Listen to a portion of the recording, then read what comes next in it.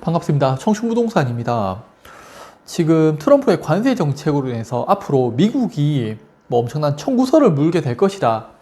그런 부정적인 기사들이 쏟아지고 있는데요. 트럼프는 기업가요. 절대적으로 손해보는 짓은 안 할 거라는 거죠. 관세 정책으로 물가가 급등하면요. 전 세계 화폐 가치는 하락을 하게 됩니다. 그래서 금리를 인상하게 되면은 중국을 비롯한 우리나라처럼 부채가 많은 국가들은요, 파산할 수밖에 없어요. 오늘 내용 보시잖아요? 그러면은, 시간은 미국 편이구나. 네, 그렇게 이해하실 겁니다. 그러면은 중국이 무너질 수밖에 없는 이유, 오늘 설명드리겠습니다.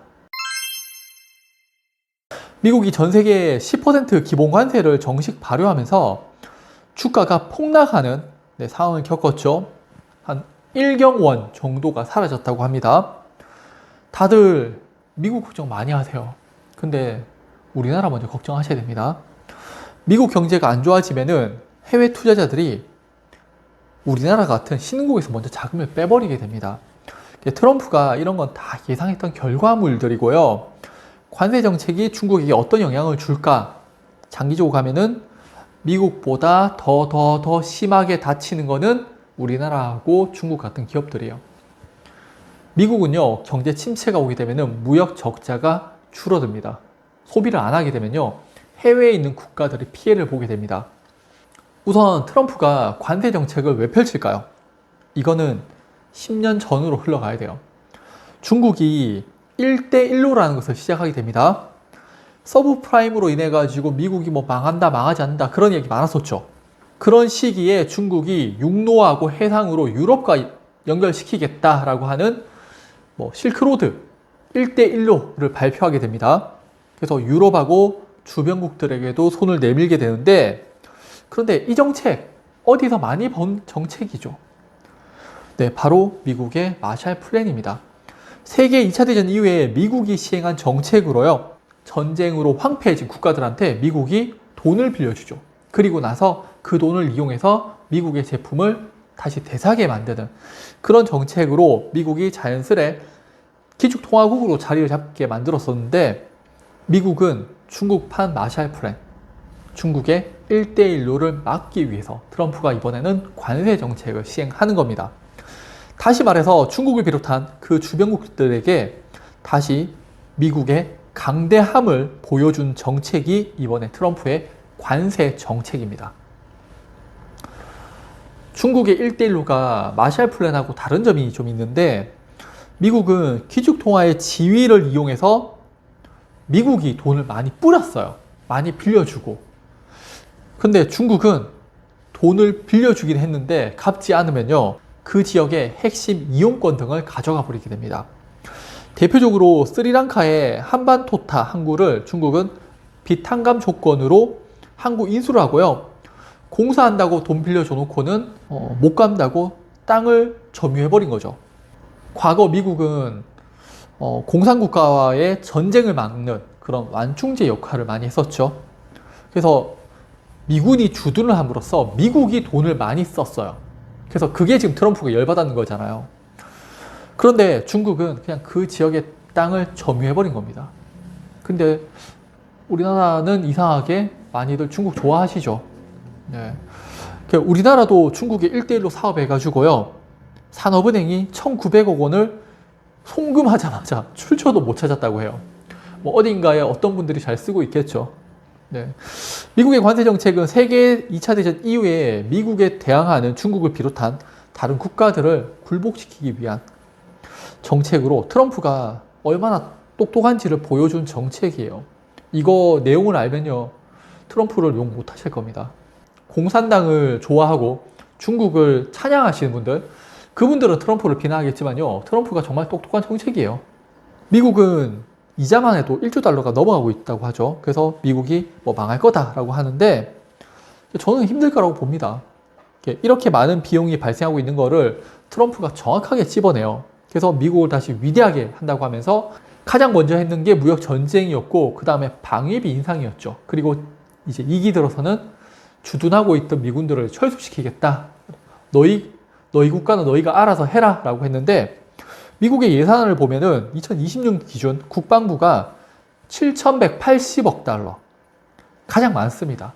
미국 예산의 50% 이상을 국방비로 사용하고 있는 거예요. 그러니까 쓸데없는 돈이 많다는 거죠. 트럼프 입장에서는. 그래서 중동에 있는 거 미군들 철수시키고 유럽 철수시킨다고 하고 우리나라 미군 철수시킨다고 하잖아요. 주둔하고 싶으면 그만큼 방위비를 내라는 거예요. 이제 미국이 더 이상 지출하는 시대는 끝이 났다라고 선언을 했는 겁니다. 트럼프가 이번에 취임하고 나서 가장 먼저 한 게 공무원 감축이었죠. 정부 지출을 줄이겠다라는 의도 확실하게 보이시죠? 여기에 유럽에선 대놓고 이제 미국이 이제는 우방국이 아니다라고 표현하기도 하죠. 지금까지 미국 돈으로 수십 년간 국방을 담당하고 도와줬는데 말이죠. 우리나라도 마찬가지잖아요. 예전에 원조해주고 도와주고 사회주의, 북한으로부터 대한민국을 지켜줬던 그런 국가인데 막 반미운동하고 있잖아요. 똑같은 거라고 봅니다. 그래서 트럼프 입장에서는 굳이 뭐 우리나라를 도와줄 필요 없다라고 생각되니까 이제 미군 철수 이야기가 나오는 거고요. 미국을 역사상 최고의 착한 일진이라는 표현을 썼었죠. 합리적이었고 다른 국가로부터 착취하는 게 상당히 적었어요. 그러다 보니까 다들 미국이 얼마나 위대하고 강성했는지를 잊고 있는 것 같습니다. 지금 또 미국은요, 전 세계와 전쟁을 할 정도로 엄청난 국방력을 가지고 있는 국가입니다. 그리고 지금까지 이렇게 뿌리던 그런 정책에서 이제 더 이상 돈을 뿌리지 않겠다라고 공언을 했는 거고, 다른 국가들이 전쟁을 하든 말든 이제 발을 빼버리는 거예요. 수십 년간 미국은 부채가 급등을 했었고요. 무역 적자도 심해졌습니다. 그런데 지금 주변에서 뭐라고 해요? 이런 달러를 이제 누가 믿어? 달러 사용하지 말자. 금을 사자라고 하고 있고, 미국채에 대해서도 더 이상 채권을 사주지 않을 거야. 그래서 금리가 올라갈 거고, 채권 못 사주게 되면 미국 망한다라고 언론에서 떠들고 있죠. 하지만 모든 언론이 그 당시에 트럼프가 아니라 해리슨이 대통령이 될 거다라고 하면서 했었지만은 실제적으로는 트럼프가 당선되었었죠. 네, 지금 또 트럼프의 실패를 바라는 언론들이 이야기를 하는 것 뿐이라고 저는 생각을 합니다. 미국은 1980년에도 달러에 도전하는 사우디를 비롯한 오펙을 막기 위해서 금리를 급등시키는 전략을 가지고 왔었어요. 단기간에 기준금리를 18%까지 올려버립니다.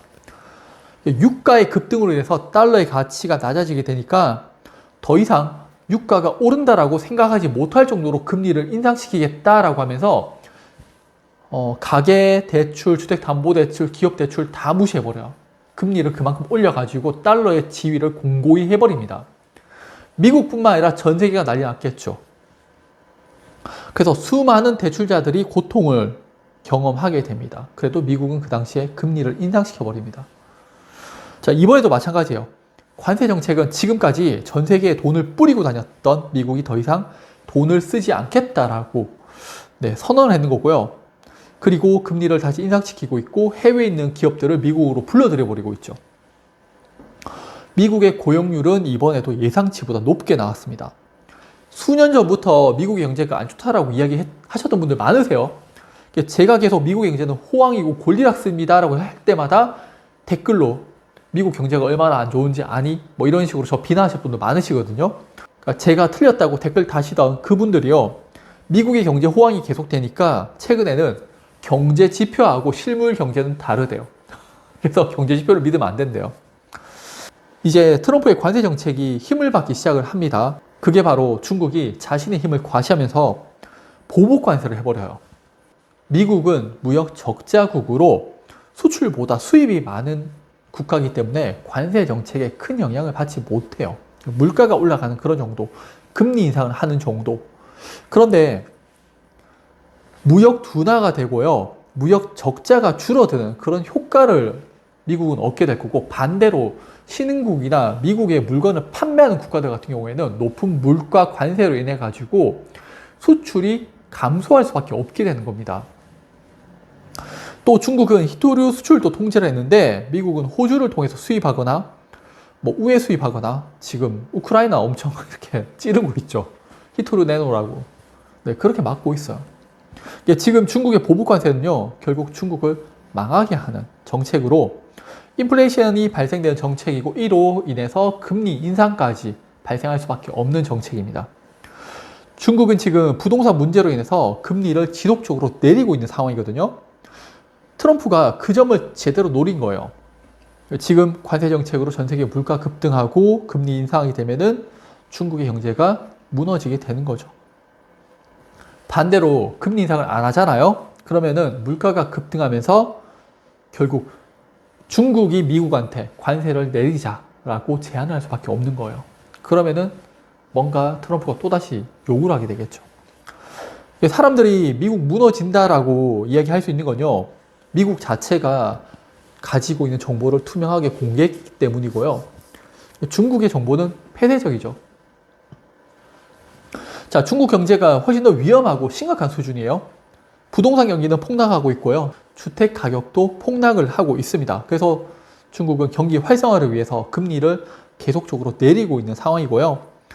또 미국의 부채가 문제가 된다고 하시는데 중국의 부채 규모는 훨씬 더 심각합니다. 특히 그림자 금융에 문제가 되고 있는데 그러면서 지방 정부는 좀 안정화가 될지 모르겠지만은 돈을 빌려줬던 기업이나 금융기관들은 계속적으로 부실해질 수밖에 없는 겁니다.